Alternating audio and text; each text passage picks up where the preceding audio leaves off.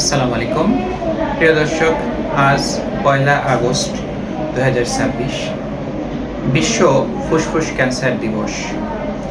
বিশ্ব ফুসফুস ক্যান্সার সচেতনতার জন্য এই দিবসটি নির্ধারণ করা হয়েছে। এর উদ্দেশ্য হচ্ছে বিশ্বব্যাপী ফুসফুস ক্যান্সারের সম্পর্কে সচেতনতা তৈরি, এর প্রতিরোধ এবং দ্রুত শনাক্তকরণ ও নিরাময়ের জন্য সঠিক চিকিৎসা গ্রহণ করার জন্য মানুষকে সচেতন করার লক্ষ্যে। প্রিয় দর্শক, আপনারা জেনে অবাক হবেন যে বিশ্বব্যাপী দ্বিতীয় সর্বোচ্চ ক্যান্সার আক্রান্তের কারণ ফুসফুস ক্যান্সার। অর্থাৎ প্রতি বছর প্রায় 22 লক্ষ মানুষ ফুসফুস ক্যান্সারে আক্রান্ত হয় এবং ফুসফুস ক্যান্সার হচ্ছে বিশ্বব্যাপী সর্বোচ্চ সংখ্যক ক্যান্সার মৃত্যুর কারণ, যার মধ্যে 16 লক্ষ মানুষই প্রতি বছর ফুসফুস ক্যান্সারে আক্রান্ত হয়ে মৃত্যুবরণ করে। আরও আশঙ্কাজনক যে কথাটি, সেটি হচ্ছে বিশ্বব্যাপী যত সংখ্যক ক্যান্সার রয়েছে, প্রায় 200-এর অধিক ক্যান্সার রয়েছে, তার প্রায় অর্ধেক সংখ্যক মানুষই আসলে ফুসফুস ক্যান্সারে আক্রান্ত হয়ে মৃত্যুবরণ করে।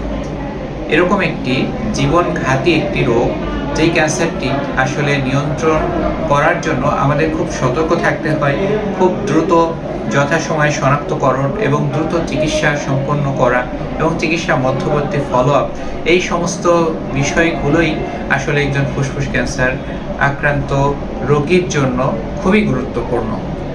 প্রিয় দর্শক, ফুসফুস ক্যান্সার প্রতিরোধ করা যায়। প্রতিরোধ করতে হলে আমাদের লক্ষণগুলো জেনে নিতে হবে।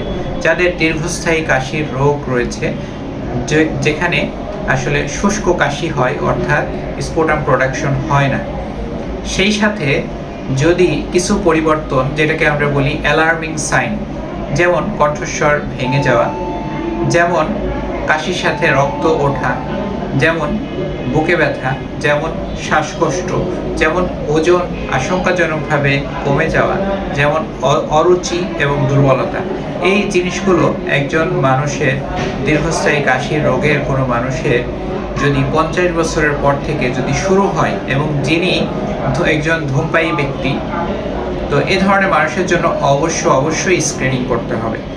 স্ক্রিনিং টেস্টের জন্য সবচেয়ে আইডিয়াল বলা হয় LDCT, low dose CT scan, কিন্তু এটি আসলে সব জায়গায় অ্যাভেলেবল নাই, যে কারণে আমরা একটি বুকের এক্সরে করে অন্তত আমরা নিশ্চিত হতে পারি যে তার শরীরে বুকের মধ্যে খারাপ কোনো কিছু আসছে কিনা, ক্যান্সার জাতীয় কিছু আসছে কিনা। যদি আমরা সন্দেহজনক কিছু যদি আমরা পাই, অবশ্যই আমরা বায়োপসি পরীক্ষার মাধ্যমে আমরা নিশ্চিত হব যে আসলে এটি ক্যান্সার কি অন্য কোনো রোগ। তো প্রিয় দর্শক, আমরা যদি ফুসফুস ক্যান্সার যথাসময়ে শনাক্ত করতে পারি এবং নিয়মিত স্ক্রিনিং করতে পারি, স্ক্রিনিং মানে 50 বছরের বেশি বয়সী প্রতিটা মানুষ, যারা যদি ধূমপায়ী হয়, এ ধরনের প্রতিটা মানুষ বা দীর্ঘস্থায়ী কাশির যে কোনো মানুষ 50 বছরের পর থেকে তারা একটি বুকের এক্সরে করবেন, নিয়মিত এক্সরে করবেন আপনার বিশেষজ্ঞ চিকিৎসকের পরামর্শ অনুযায়ী, এবং ফুসফুস ক্যান্সার প্রতিরোধের জন্য নিয়মিতভাবে তারা সুস্থ, সবল এবং স্বাস্থ্যকর জীবনযাপন তারা করবেন।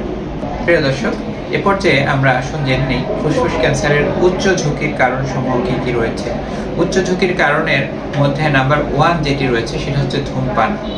ধূমপান ফুসফুস ক্যান্সারের নাম্বার 1 কারণ। বর্তমানে এটাকে রিস্ক ফ্যাক্টর বলে না, বলা হয় যে ফুসফুস ক্যান্সারের কারণ। দেখা যায় যে যতজন রোগী যারা ফুসফুস ক্যান্সারে আক্রান্ত হয়েছেন, তাদের মধ্যে প্রায় 85 থেকে 90% রোগী কোনো না কোনো সময় তারা ধূমপান করেছেন। এরপরে আসুন এয়ার পলিউশন। আমাদের বাতাসে ভারী ধাতুর পরিমাণ অনেক বেশি, যার কারণে সেই পলিউটেড এয়ারে যারা ইনহেল করি, আমরা মাস্ক ছাড়া ঘুরি, তাদের কিন্তু ফুসফুস ক্যান্সারে আক্রান্ত হওয়ার ঝুঁকি বেশি। এছাড়া বিভিন্ন রকম শিল্প, যেমন মনে করেন জাহাজ ভাঙা শিল্প, কয়লা শিল্প, এরকম জুট মিল, এসব জায়গায় যারা কাজ করেন তাদের মধ্যে উচ্চ ঝুঁকি রয়েছে।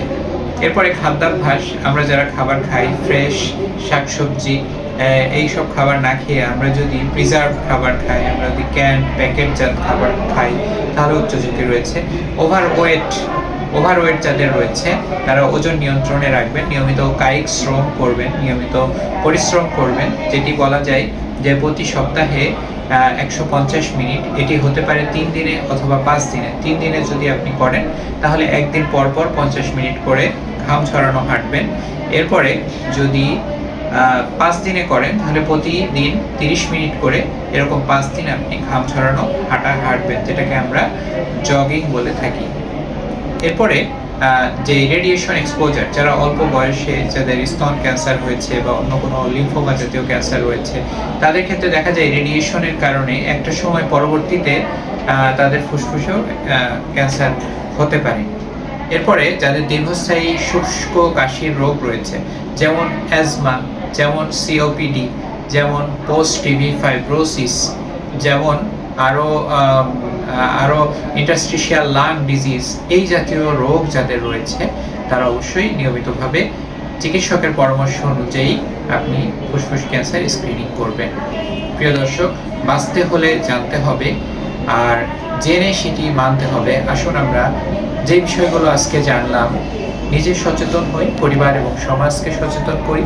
আমার আপনার সকলের ঐকান্তিক প্রচেষ্টায় দূর হোক ক্যান্সার চিকিৎসার সকল অন্তরায়। সবাই ভালো থাকবেন, সুস্থ থাকবেন। আসসালামু আলাইকুম রহমতুল্লাহি ওয়া বারাকাতুহু।